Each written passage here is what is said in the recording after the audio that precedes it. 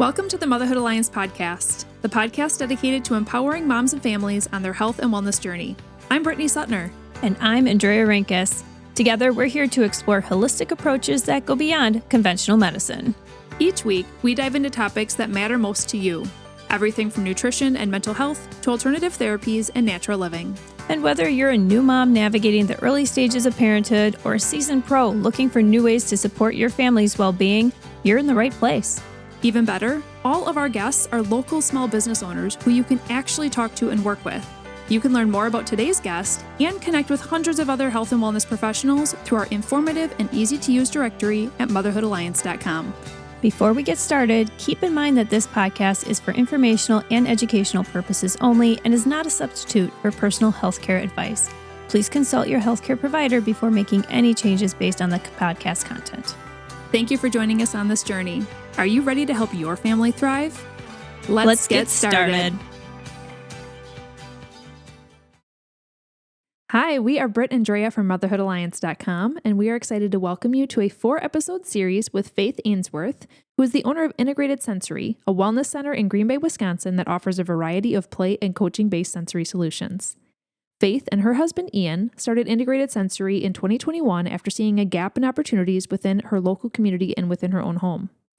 As a mom of 2 young rambunctious boys, she identified early on that they needed ways to meet their own high-energy movement and sensory needs, but at the time there was nowhere for their family to go. Now, Integrated Sensory has a large and beautiful space where they host a multitude of offerings for families with or without a sensory-related diagnosis, including research-based and drug-free sensory coaching, trauma education, infrared sauna, multi-sensory spaces, open playtime, and much more. We're excited to share these episodes with you as we go deep into the topics of sensory integration and behavior, tips for parents on how to support overstimulated kids, how trauma affects the brain and body, and a deep dive into technology and how it affects the brain. Faith is beyond passionate about serving our community and meeting families right where they're at, and we can't wait for you to meet her. So let's jump into today's conversation. Welcome back to the podcast. We are here for episode 4 with Faith within her series. And today we're going to be talking about technology and the brain, kind of a really interesting topic. So Faith, we live in a digital age today, but it hasn't always been that way. What do you think are the biggest challenges that we face when it comes to raising families with an abundance of technology now? So I'm going to say something where I'm going to date myself, and probably you guys are like in the same range. 10, 15 years ago, there weren't even smartphones. Oh, yeah. I don't think that we're fully aware of the magnitude of the amount of input of what our brains can actually handle. Even like 20 years ago, you wouldn't have known if there was like a war going on across the country because the news didn't work that way. Our brains are only created to handle so much. Right, and so much stimulation at once. Correct. So how does that relate to technology? And let's just start with like little kids and TV. Are you saying that like when you're watching a show, you're bringing in visual stimulation, you're bringing in audio stimulation, you're bringing in a lot of movement and things like that. So that's like too much at one time for the brain to handle? Right. So of what I understand, around age 10 is when the kid should really be introduced to technology, like more heavy technology use. And now we're doing it at like age 3. The brain, when we let a child be bored, it's okay to let your child be bored. They learn how to pretend play. They learn how to go build a fort in the backyard. They learn how to be creative. And those are tools that you need when you go into adulthood. If they never learn how to do that because they have the constant stimulation, one, it creates sensory overload, which creates meltdowns. And our TV today, it's created to be addictive. If you look at TV from, the 90s, even versus today, the TV colors are brighter, they're faster, there's more things going on in the background. And then, so when we talk about it with like 3 or 2-year-olds or 5-year-olds, how many times have you like shut off a show and then it's a half-hour meltdown? Yeah. So why is that happening? Is their brain just like freaking out from all the stimulus? Pretty much. So really a good trial of it is so I'm a fan of Bluey, or I've heard of Trash Truck on Netflix or things like that. Try doing the 20-minute show of Trash Truck or Bluey, and then try 20-minute show or whatever of Paw Patrol. Are they screaming at the end of Bluey typically, or any of the like the low watercolor based, low colors, not as many beats, or are they screaming at the end of Paw Patrol? So that's really interesting. That's so interesting. So we're not even necessarily right here talking about number of minutes in front of a screen in general. It's like the type of show can have different reactions. 100%. Okay. Wow. Yeah. Didn't really think. It's usually just talking about time, like how much time. And that is something to consider for sure. It definitely is. My own personal experience, because I fell into the same route as a lot of moms, especially when you have a sensory seeking kiddo to start. I'm like, please just watch something so you leave me alone for like a half hour or like an hour, right? I need you to stop touching me for an hour. And then I ran onto some other resources and I learned about, actually I had a friend recommend it to me, and I started learning about how there was a TED Talk about how some of these TV shows today actually light up the same parts of the brain as crack cocaine. And we're giving that to our kids. Yeah. TV, even if it does have an educational component, isn't always the best format. And we, the consumers, get to decide what people want to move forward. For instance, Bluey, who, if you don't know what Bluey is, it's a fantastic show. It's actually one of the best representations of TBRI parenting out there. Oh, okay. It Yeah. is. Yeah. Yeah. Who wouldn't like to be more like a Bluey parent? Well, yeah. Right? I mean, my kids are a little older, so Bluey wasn't so much in our realm of watching TV when they were little at all. But I just remember I've watched it and I'm like, I love this show, but that Dad has definitely high, like, I don't think I can hit that high standard as a dad, like, or as a mom. Like, they are just fantastic parents. But what a great, it's just awesome. So, what's great is if you watch in the show, the mom, Chili, is normally off to the side and the dad is engaging. Yeah. But that's part of what dads are great at. Dads are great at picking up kids and throwing them into the couch and playing games because dads are made to have that level of energy. We as moms can for a while, but then I'm going to be the mermaid on the rock and you're going to be the shark swimming around it.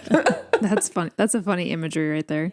What about like educational games, even for these little kids, like ABC Mouse, or like these ones that can be on iPads that maybe are not stimulating like a Paw Patrol type thing, but are still a screen and are still like sitting on an iPad and like flipping through a digital book is also, in my mind, very different than sitting with a real book and flipping through the pages. So how does like these educational games, maybe on iPads that are not overstimulating, but they're still screen related, does that impact the brain? I mean, it does because it's still a screen. And iPad time can be overstimulating depending on the age and the game and what it's going, because a lot of the games are still bright, in your face, fast-paced color games.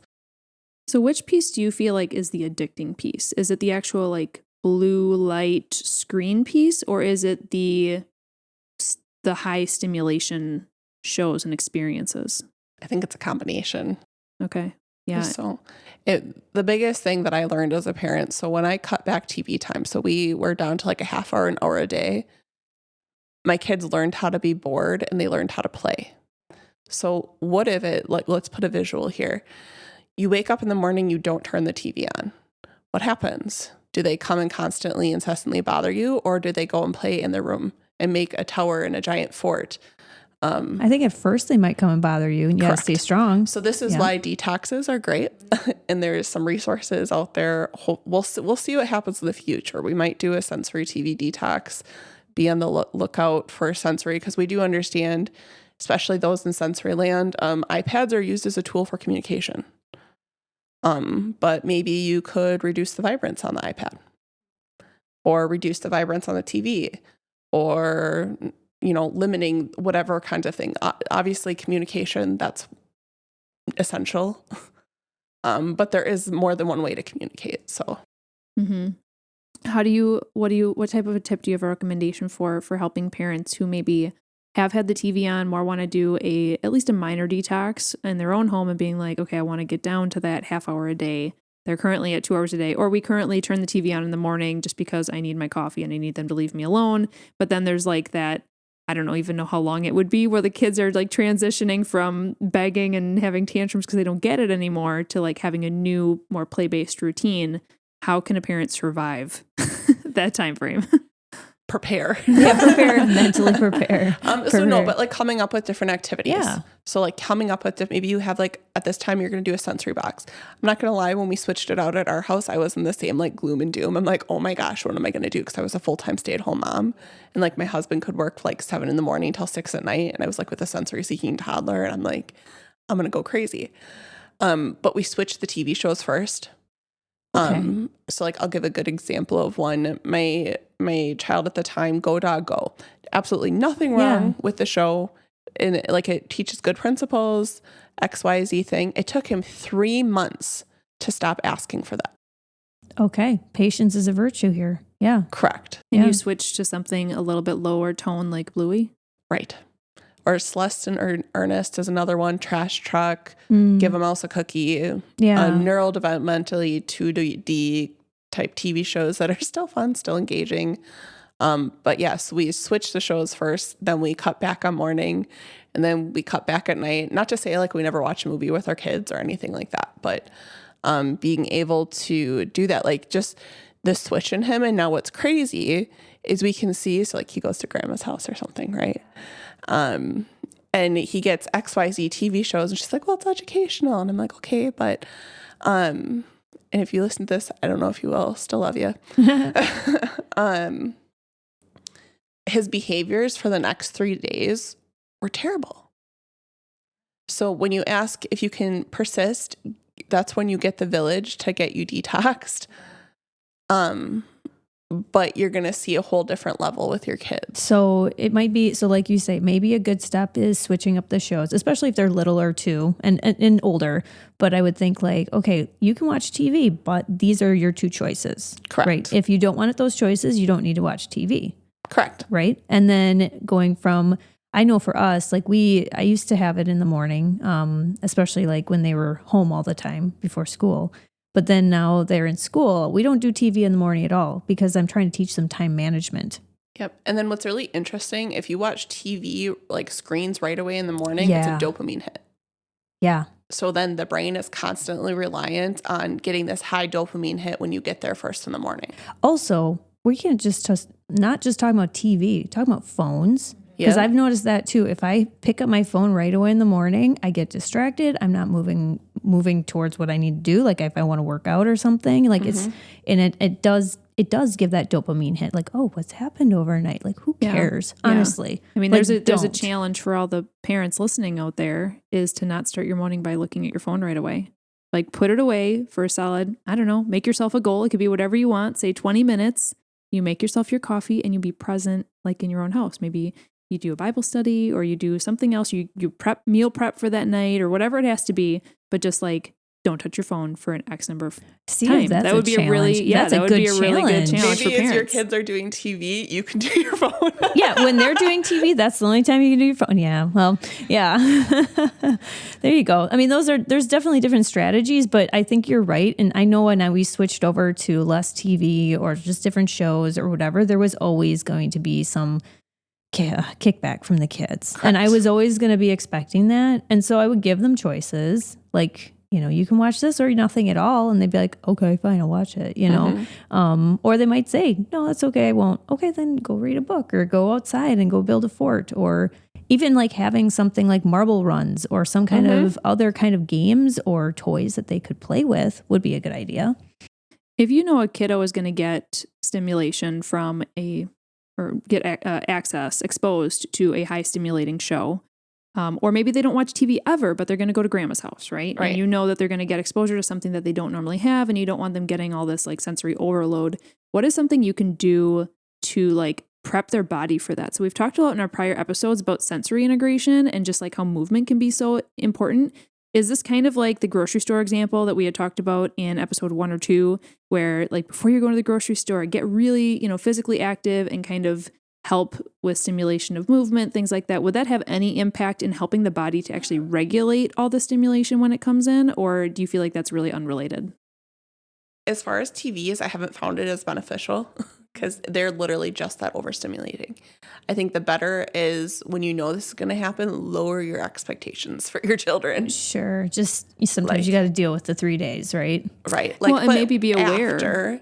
After maybe you focus on the sensory stimulation. Okay. Sure. So I would maybe do it more in the after of like, hey, let's go get this input today, because there is regulating techniques to be able to help the body calm back down. Okay. So it'd be like you spent all day at grandma's house yesterday, watched tons of TV, whatever, had fun. Okay.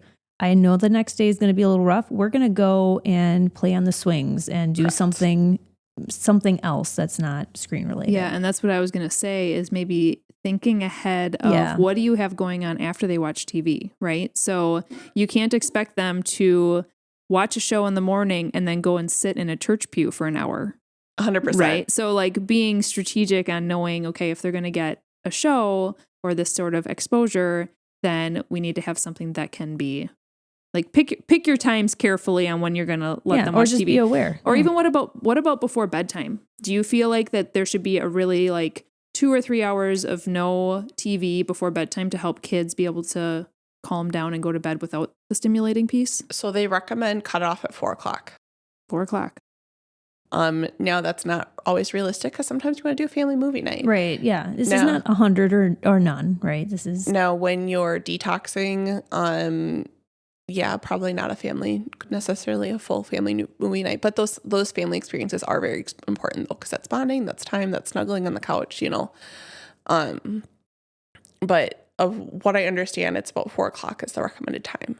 So I will say it is possible, because I was the parent that was like in the morning, okay, I need, like my decompression time, watch a little bit of a show. Then after rest time or nap time, a little bit more of a show. And it only been like an hour or so. So like we weren't like all the time. And then when I was getting ready, like getting dinner ready, do a show. We are now down to just after rest time. Okay. All right. So I don't not do TV with my kids because I'm still a mom too. Right. Well, and also I think there's some people probably that have TV on all the time. We don't do that, but I think I know people who are like, yeah, I have my TV on like literally all day. Okay. If there's something that you can do different, maybe like different, like music instead, like what do you think about that? So I'll actually bring it back to like the sensory. So we do a lot with just kids with differing abilities and adults too. But like if you have an iPad for communication, let's keep it just for communication. Sure.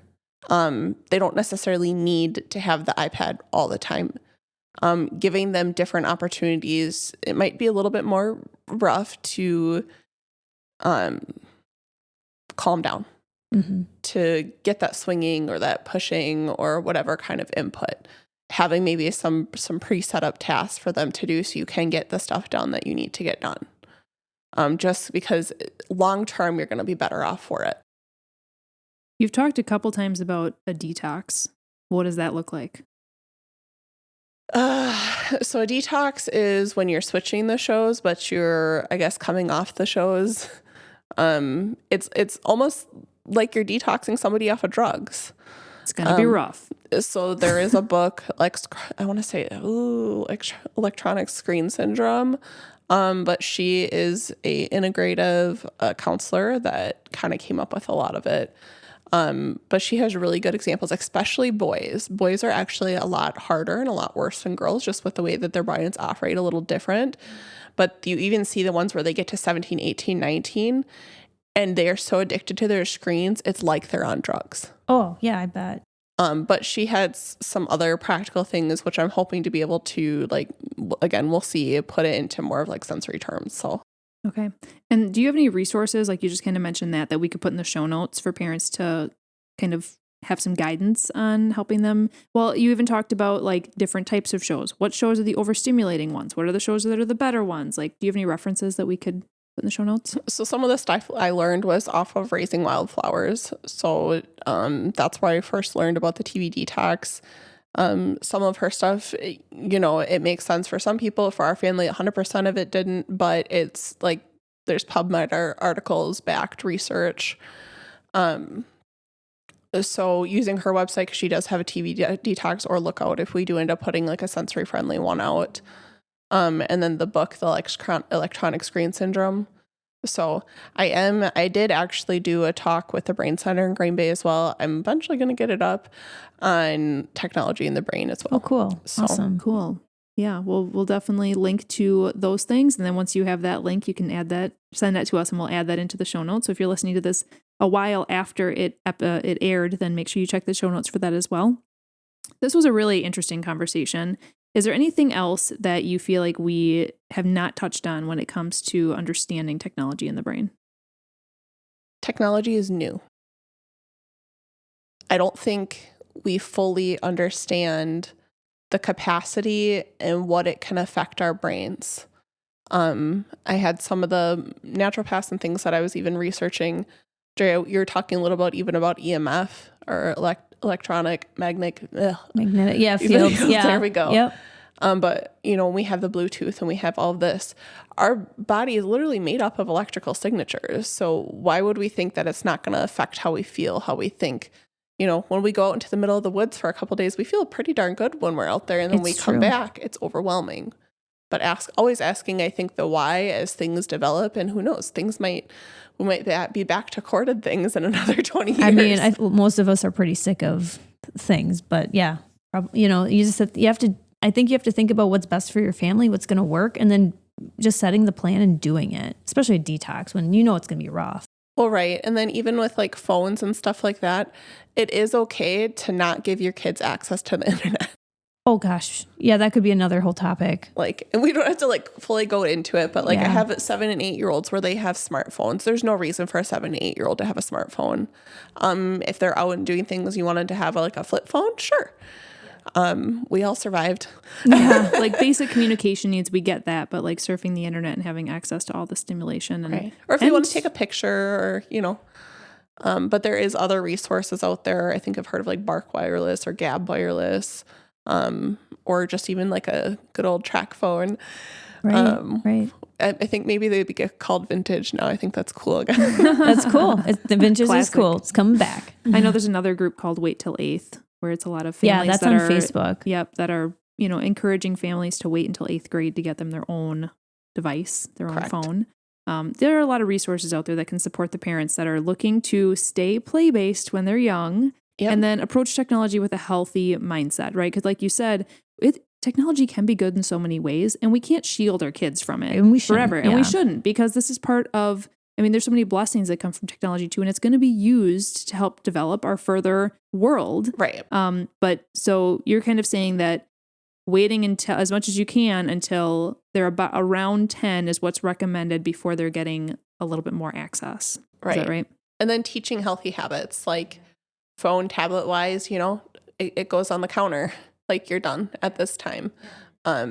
Also, that would probably start with us as parents, right? Showing an example of that and having discipline with that. Because how would we expect our kids to do it if we aren't doing it ourselves? You can put your phone on the counter. It doesn't have to stay next to your bed things. Alarm clocks do still exist outside of our phones. Yeah. Making the practical things, setting boundaries. Maybe your kid doesn't get a smartphone until they're 18. Yeah. Something like that. Yeah. Switching the kind of TV shows you watch. Younger kids shouldn't be watching high motion PG-13 or even any kind of thing. It does affect their brain. It affects your brain. And watch and see how your moods change, see how your family changes. I bet you're going to have a better overall family dynamic. Yeah. This is a highly needed conversation. I really appreciate that this was a topic that you wanted to dive into. Coming from the sensory background, I think that you're a perfect person to talk about this with. If people would like to connect with you about anything that they learned through all of our episodes, anything that you offer at Integrated Sensory, we talked about trauma through our episodes, talking about this topic and how you can support parents through it, what's the best way for them to contact you? We have our website, www.integrated-sensory.com, or a main line at 920-646-2582. Awesome. Well, thank you so much, Faith, for joining us on all of these episodes. We've really enjoyed having you on. Thank you. Thank you for having me. If you enjoyed this episode, would you consider leaving a rating or review or sharing it directly with a friend who could benefit from the information? We know that you're a busy mom or caregiver, and our goal is to make your life easier by bringing tips and tricks directly from experts into your earbuds. By sharing this episode with someone you love, you can play a critical role in helping to make their life easier as well. We appreciate your time and thank you for being a part of the Motherhood Alliance family.